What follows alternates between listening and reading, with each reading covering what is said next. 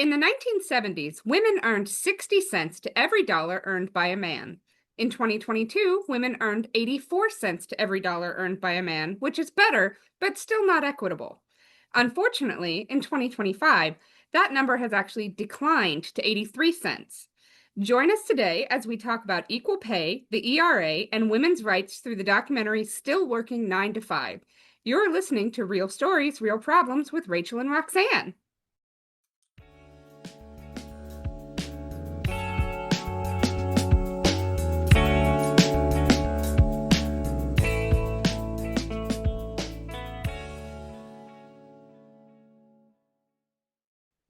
Rachel, how you doing today? I'm good, Roxanne. How are you? I am very psyched about this week's podcast because 9 to 5 is one of my favorite movies. I pretty much can recite the dialogue along with the actors. I must have seen it over a dozen times. And the message was true then, and it's true today. Yeah, I Absolutely. actually had not seen 9 to 5 until last year because it came Oh, okay. out like the year I was born or the year before I was born, something like that. And it just I was little when it was very popular, and by the time it had fallen off, I would have been interested, but I just didn't see it. And so Right. about a year ago, we were flipping through some channel and it was on there. And my husband goes, "Oh my goodness, this is such a good movie." And I said, "It is?" And he goes, "Okay, stop everything. We're going to sit down right now and you have to watch this movie." And we got to the end and I was like, "You're right. That was a fantastic Mhm. movie." So, It was, and I was actually I remember that time period because I'm older than you. I remember when secretaries called their bosses Mr. So and so, and they were first name, my secretary Linda or my boss Mr. Crane, or that was the disparity. And there were the cleavage and the nylons and the high heels that was expected, matching the shoes to the purse, um, not hiring married women or pregnant women. I lived through that. I saw all that discrimination. And when I found out about the wage disparity, I couldn't come up with the logic for it, and no one else could either. it just was a movie with such a strong, important message that continues to be just as important today as it ever was. And this documentary was came out in 2022. And in 2022, the world population officially reached 8 billion people. See, That was the first successful heart transplant from a pig to a human patient that happened in Baltimore, Maryland. 2022 was an outbreak of monkeypox that began in London. 2022 was also the Uvalde school shooting, where 19 students were fatally shot and two teachers at Robb Elementary School in Texas. And that was the year that NASA's DART um, robot crashed into the asteroid Dimorphos in a first test of potential planetary defense. So that's what was going on in 2022. it's weird. I mean, obviously, I remember all of those things, but I don't remember them all happening at the same time for some reason. Like the Uvalde shooting, that seems like last month to me.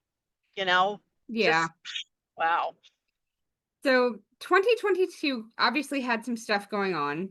And then this documentary came out, and it was so amazing the whole time. Every time somebody new popped up on the screen, I was like, "Oh, I know that person. Oh, I'm Uh-huh. familiar with their work." It was so fun.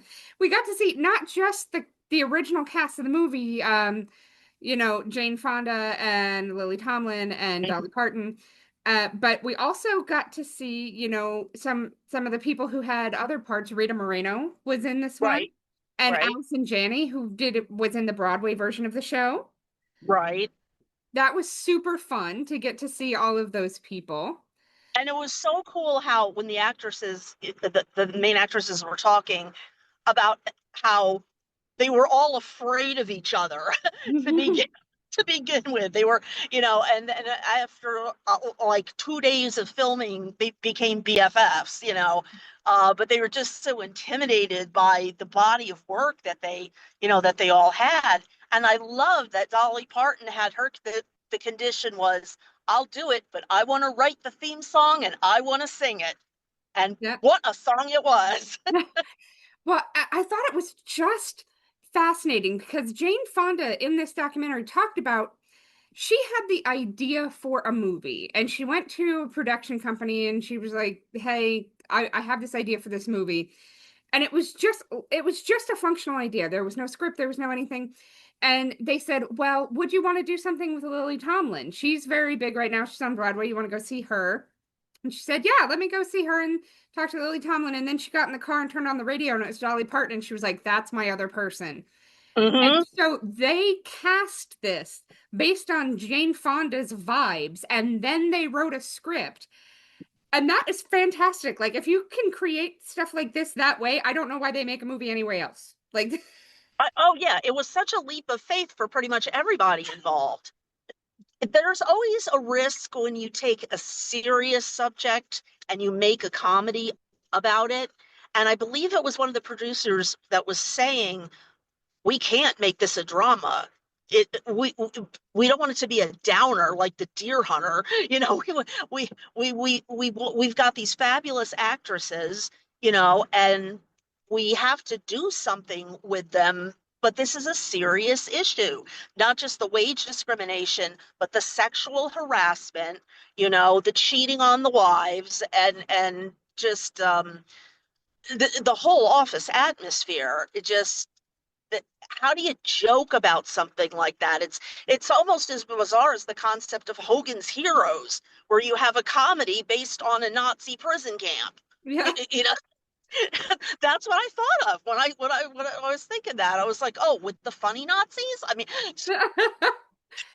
Well, and I loved that they talked about some of the things that you might not have noticed, like the elevator being the metaphor for the glass ceiling. How yes, they even showed clips of like Lily Tomlin's character being like, "Nope, I can't go up. I have to go down."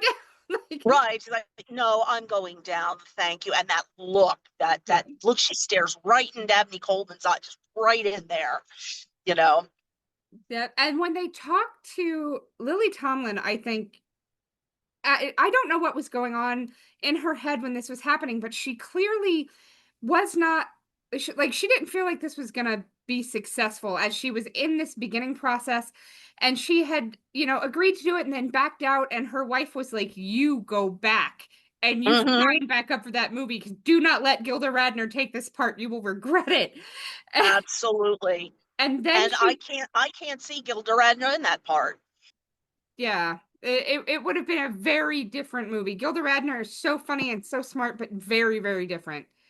Right. It would have been a different dynamic, certainly, with the other two actresses. Yes. Yeah, and then when she was filming that, she said the very first thing they filmed was her being Snow White with the little cartoon animals, and she just Right. had to pretend that the animals were there, and the whole time she was like, "This is not gonna work. Like, what's This going is on not here?" normal. Because she's doing all you can't why am I doing we're not doing a video. The listeners cannot see the gestures that I'm making. Never mind. Fix it in post.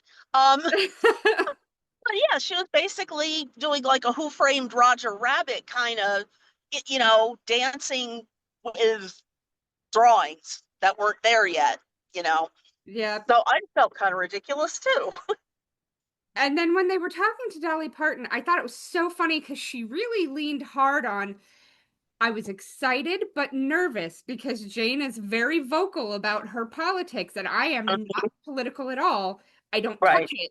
So I need to make sure that this is not going to come out being like a Jane Fonda moment. right. Like accidental propaganda Yeah, at like some point. she and Dolly Parton like very clearly has I don't know what political party she's part of. I don't know what she believes one way or the other because she has never said anything Right. one way or the other. And sometimes like you get a feeling like maybe she's a little bit conservative, and then sometimes you get a feeling like maybe she's not, and then she'll do something big. Like she was the one who financed a bunch of the Moderna COVID vaccine. Mhm. So when we were going to go get vaccinated in 2021, we all wanted the Dolly Parton vaccine. That was Oh, I got the Dolly Parton vaccine too. Yeah, absolutely. but so like she sometimes wavers on one side of the line or the other, but by and large she is not political at all. So the fact that she saw what was put together and thought that this was great and still wanted to be part of it, and like she could see the point of the movie, and that she had written songs about the same topic, like this was not new. Hmm. So it was No, so funny to see her talking, and then the costumer who was like, "We wanted the costumes to look like real office workers, but of course Dolly needs to be Dolly. You can't just." Dolly, right, exactly. Oh yeah, that was the fashion. And what's actually ironic is a girl that I work with as we speak is in Dollywood on vacation. So I was like, just bring us back a little something, like a fake fingernail or something. I don't know. One of the wigs. Yeah, absolutely. And for for our listeners, if you watch the documentary, make sure you watch it all the way through the closing credits, because Kelly Clarkson and Dolly Parton do a beautiful duet of the song 9 to 5. It's Oh, it's not the lovely. jumpy, chippy, da da da da da da da da da. It's not that. It's more. It's like a torch song almost, Yeah. and to the point where I actually texted Rachel at the end. I went, who was singing this with Dolly? And you said Kelly Clarkson. And I was like, that is fantastic. So definitely, guys, when you watch this documentary, listen to it all the way through, because it sounds sad. It gives that, it's weary. It's like she's world weary. Yeah, they did such a fantastic job with that. And then getting to hear from the actors' mouths and the producers' mouths exactly what was going into this was so fantastic. Like they talked about that this was created, and the name 9 to 5 came from an organization of secretaries who had created a union. Right. That's what this came from. And they went and they talked to these women who are part of this union, and just listen to them, like probably 80 or 90 hours of talking to people and listening to their stories, and they heard a lot about fantasies about killing their bosses. Yes. And so that became like a driving plot point of this movie. I'm lucky in that I've never had a fantasy about killing my boss.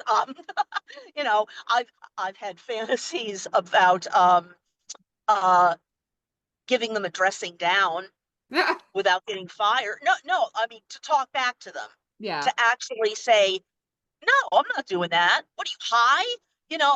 But I've had good luck with bosses my whole life, really. Um, but I can imagine that some people, I mean, your boss, with the exception of your family, your boss is the person you spend most of your waking hours with. Yeah. My Mhm. bosses have all generally been pretty great, except for one woman who I worked for an insurance company, and was on the floor. I was doing my thing, and then the rumors started coming in about our boss, who was a lovely man, was getting promoted, and a woman was coming in to take his place. And I was like, "Oh, well, this will be great." And everybody's like, "It's not going to be great. We've talked to the people who work for her now. It's not going to be great." And sure enough, she was an evil, monstrous woman Oh who dear. just she blew hot and cold, and you never knew what she wanted, and she was so cruel to everybody, and to the point to where we were doing this big volunteer activity. How some companies, like once a year, all their employees go out and they do a volunteer thing somewhere, and they get like Twitter hashtags, and it's just a thing sometimes corporate organizations do. And I was out at this corporate volunteer thing, and I broke my ankle in 3 places. And I Did you fall, or did the boss attack you? Or like Well, what no, I happened? fell. Okay. And she had been on me about you're not meeting your numbers, you can't work from home anymore, you have to come into the office because there had been some back and forth about you could work from home 2 days a week. I was like, okay, that's fine. And so I come into the office on crutches and I crutch my way to my desk and I sit down and she comes in Like and she, Tiny Tim. yeah. Yeah. Oh, and she comes by and she yells at me, "Why are you here? You should be working from home." Because you told me I could not work from home. And it was this whole thing. And it's funny because I've had several work from home positions since then, and I blow the numbers out of the water every time. Right. So I don't know what she meant by you're not meeting your numbers. And I don't know if she knew what she meant. And when I left the company, I got a call from HR like a week later, like an exit interview. And they did their standard, well, if we offered you the role back, would you take it? And I said, no, that woman is crazy. And they said, what do you mean crazy? And I told them what I told you. And they were like, okay. But I think I might be the only person who ever told them that she is a problem. Well, maybe they were all scared of her. I mean, we had at the pharmaceutical company, our parent company in Frankfurt, Germany, and the Germans don't mess around. You know, they would come to America to visit the corporate headquarters here in New Jersey, and we would be like shaking in our boots, but before we realized, no, they're not mean. They just talk that way, but it was like very, very strict. You had to do numbers and you had to do this. And this one German guy was confused about speed limits because there aren't any in Germany. It was very funny. But Phyllis Schlafly. Oh my God, Let's that bitch. Like, Okay. So again, listeners, before every podcast, Rachel sends me a Google Doc with all the points that we're going to be talking about. Um, Most of the time, we get through all of them. Um, she actually, one of her bullet points this week was Phyllis fucking Schlafly. That was all. That's all she wrote. So well, you talk. so we saw Phyllis in a montage of videos from the late 70s, early 80s of newscasters saying sexist things and people talking about why they would never vote for a woman president and people talking about why women shouldn't be paid the same as men and about how it is oppressive to women to be paid the same as men and in fact we should be grateful that we get paid less. These are actual words that came out of people's mouth. If you ever wanted to be angry and scream at the TV, watch that 4 minute section of this documentary because you'll scream. It, Oh, I screamed. I screamed, what the fuck? What the fuck are you talking about? Then I realized I was screaming alone in a hotel room, and then I felt so kind of crazy. But I couldn't see the logic. I can't even see the demented logic. My brain just doesn't go there. I just, what is their agenda? as best as I have been able to determine, there is a school of thought that believes in power and authority and hierarchy. And so, even if you are lower on the totem pole and you get paid less and you suffer abuse, the totem pole is important, or like the Mhm, ladder is an important part of how your brain processes the world. And the idea mhm. that we could all be paid the same for equal pay for equal work kind of thing just throws that out the window because then who's in charge? Who's the boss? And Yep, and apparently Judith Light is not the correct answer to that question for them. So apparently not. Um, and even when they were talking about having the same job titles, that this struck a nerve with me too, because at the drug company, I was a graphics designer, and I was really good as a graphics designer. I loved that job. And they hired another graphics designer because I was the only one supporting the entire department for a whole year, and it was a man 15 years younger than me. No, wait, I'm lying. 10 years younger than me. And he was listed in the corporate directory as graphics designer. It had never occurred to me to look up what I was listed as, but I did, and it said secretary. ah, Same job, same pay. We were getting paid the same, but he had that title, which bothered me. So one night I kind of hacked into the database. Maybe that's what I did. And whatever microphone I happen to be talking into. And I changed my title from secretary to graphics designer. Didn't get Good. caught. Yeah. And I just admitted this sitting next to a former police officer. Well, and on a podcast that's going to be And on listenable a by anybody. podcast, yes, where active police officers are. Oh, the statute of limitations has run out. Well, and that, if I remember correctly, that company was like Yes, violently undertaken by another company. it got. Yes, it was called a merger, but it was really a hostile takeover. So Yeah. yeah, and we So all got fired, and they brought in all their own people. So it doesn't matter now, but that made me angry. it He did should. the exact same work. And in fact, I trained him. Well, and more than that, that impacts your ability to go apply for another job somewhere else. Because Mm-hmm. if you were a graphic designer, but your title was secretary, why the hell would anybody understand what you did within your job? They would assume you were either lying to make yourself look good, or that there Right. was something that you did not understand about the hierarchy. Because secretary does not match graphic design work. It just doesn't. No, no, it doesn't. Absolutely not. I mean, yeah, I did a little typing and correspondence as well for the bosses, but it was 90% making slides and I designed everything.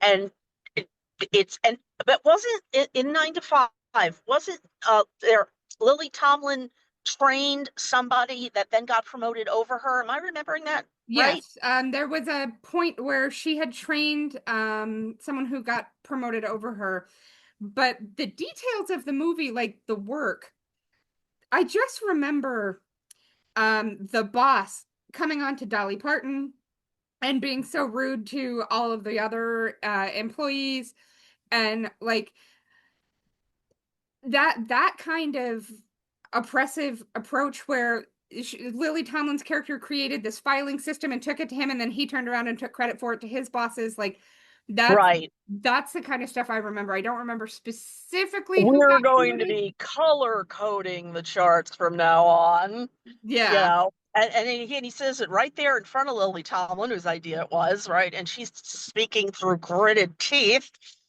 you know. Well, and the gentleman who played the boss, his name was Dabney Coleman. Dabney Coleman, yes. He Great character actor.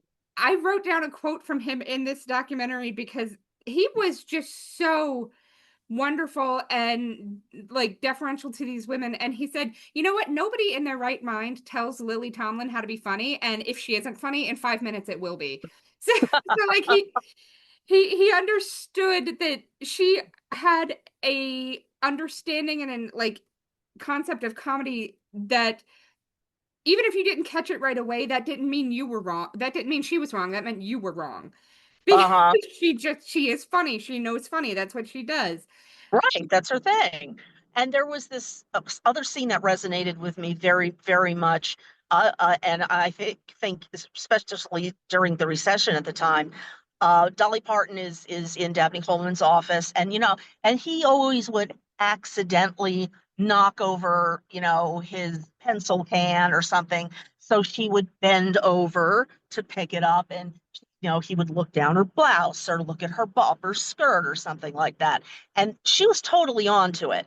And then she snaps. She actually snaps. And she's like, I put up with this with your knocking over pencils and knocking over papers. I put up with this because I need this job.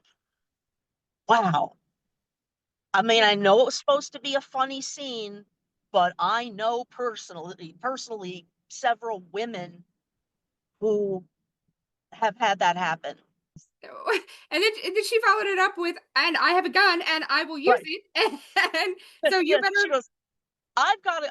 I just watched it again last night. So he goes, I've got a gun in my purse, and up till now I haven't used it. But if you keep this up, I am going to take it out and turn you from a rooster to a hen in one shot.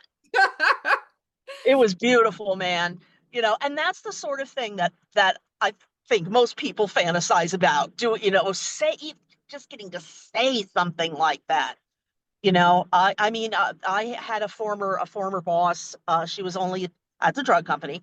She was about only 6 years older than me. And when we started working there, I was 19, she was 25, and she was my first adult bully. And I was scared to death of her, scared to death. And I wanted many, many, many, like 30 years later, I wanted to find her and say, why the hell was I so afraid of you? You had no power over me except that what I gave you. But she was dead, so no closure. But Wow. But I mm, mean, she's dead, so that works out well for you. But yeah, she's not terrorizing anybody else now. Yeah, exactly. yeah, But I thought I it needed was that job, you know? yeah, I thought it was interesting the fantasizing about killing the boss.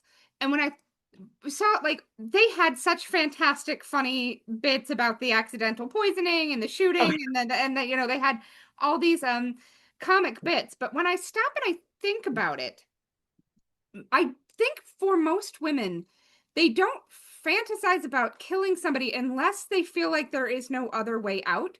Like yeah. they need this job, and if they leave this job, they cannot pay their bills, but their boss is making their life hell. So if Hmm. so I think that's where the fantasies of them dying come in because if you can't walk away and you can't make things better within, then the only Hmm. way for things to get better is for that person to be gone. And they need Right. to be gone in a way that doesn't like harm you. Where they can't come back. Yeah. But And the I think boss either has to be fired by his boss or promoted into a different part of the corporation where you're never going to see him again. if these women within this union, within this movie, the women that this is about, had the opportunity to just be like, oh no, I'm going to go to get another job. See ya. They Hmm. wouldn't have fantasized about killing their boss. But it's that Right. being stuck that drives that fantasy. Hmm. Yeah. Absolutely. And even if the woman did quit the job, she's going to need a letter of recommendation from Yep. that last job. And the boss certainly wouldn't give her one. So that what's she going to do? Do a lateral transfer somewhere? It's just not. It's not legal. It's not feasible. Yep. And then they actually talked about they mentioned Harvey Weinstein because he was an Oh yes. investor in the 9 to 5 Broadway musical.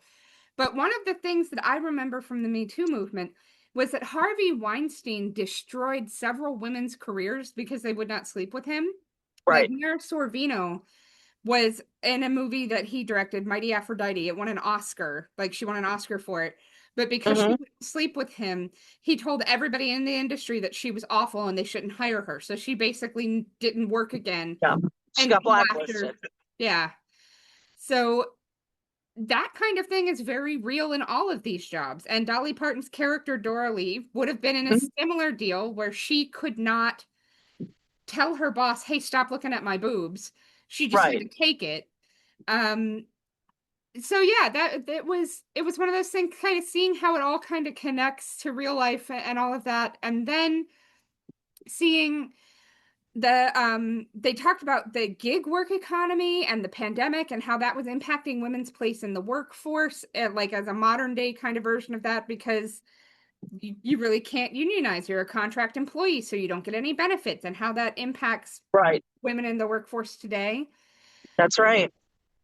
And Yeah. then we got to actually meet and hear her speak, Lily Ledbetter of the Lilly Yes. Ledbetter Fair Pay Act. Hmm. And And the documentary goes into her history was that she had been working for Goodyear, the tire company, hmm. and she was being paid half what the men at her position were being paid. And she took them to court that she was being underpaid for the same work. And she lost that suit because it had been too long. It had been more than Yeah. 180 days since she'd gotten the position. And so she was not allowed to sue for that. And And the other thing, I loved the protest signs that they had, uh, raises, not roses, referring to Secretary's Day. yeah, What? Secretary's Day, I got some flowers. I got taken out to lunch by the boss, and maybe on a good year, a mechanical pencil with my initials on it. No, and that's when they came out in force with those signs: raises, not roses. Well, yeah, and when I think about it, I have determined that if you are fighting for a cause and you are given a holiday, you're about to get real fucked. Hmm. Um, Yeah. Labor Day was created as a holiday because the government literally mowed down protesters and killed a bunch of people. And then when people Oh, got I did upset not know about the that. Oh yeah, it was like in the 30s or 40s or something, but there had been a swell of people who had gone to the White House in protest because they were stuck, they had no work and they were protesting, they Mhm. wanted fair employment and all of this, and they got murdered by the military. And in They were response, they were exercising their right to petition the government for redress of grievances, though. and the government killed them for it. And then when the Oh, government was like, "Oh crap, this is going to blow back on us real bad," they created Labor Day. And then the same thing happened with Juneteenth. Juneteenth was a holiday I was always familiar with because I grew up in Texas. And it's very sure. specifically a Texas holiday celebrating the day that slaves in Texas found out that they were free. Because even though slavery had been abolished, it took a long time for that news to travel. They didn't have Oh, TikTok. of course. Um, No, was Pony Express. Yeah. and so when the George Floyd murder happened and all of the protests rose up and they were trying to come up with how do we stop this? How do we stop this? And the Democrats did their feckless African garb kneeling thing. Like they're like, well, maybe you'll feel better if we make it look like we care. And that didn't work. And so finally they were like, how about Juneteenth as a holiday? What if we do that? And that kind of calmed everybody down, and we are getting acknowledgement for our grievances. But that was their way of saying you were real close to getting something actually valuable. So have a Yeah. holiday and go fuck yourself. Right. Exactly. I mean, it was and even with Juneteenth, I last year or the year before, I forget, Ed had to take that day off for a completely different reason. He needed for a personal day or something. And the company that he worked with or worked for at the time were all, well, they were mostly family. They were an actual family. They were all Republican and probably all Trumpers and gun nuts. And Ed's boss said, "Oh, of course you want Juneteenth off." And Ed was like, "I need the day off. It just happens to fall on Juneteenth, this thing that I have, this prior commitment that I have to do." But absolutely, I know that that boss went to everybody, and then coming, well, what a shock. Ed's taking Juneteenth off. Yeah. Just, But the same with the Secretary's Day. That is a day of let me acknowledge that you work for me without giving you anything of actual value. I'm not just going a to pay you mechanical pencil with my initials on it. Yeah. Yeah.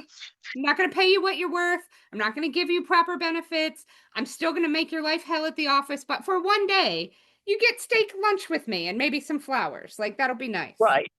Right. Oh, and maybe you can dress casually, golf shirt and khakis instead of the high heels and the pantyhose and it's just ridiculous. It's absolutely ridiculous. Yes. No, Oh my I mean, I'm goodness. glad it's changed. My mom was a secretary her whole life until she had me in 1967. Um, and, fortunately, my dad made enough money that she didn't have to work anymore. But she put up with that constantly. She was in the secretarial typing pool, which, if you're not familiar with what that is just literally a room full of typists. And the boss, whatever boss is in charge or needs something typed, he gets to pick which secretary he wants to come into his office and talk and do the typing and whatnot. And normally you would think the fastest woman would be the one to go. Oh no, no, it was always my mom because My mom was very beautiful when she was young. She really was. She was absolutely gorgeous. Um, she was also married, so she didn't take any shit.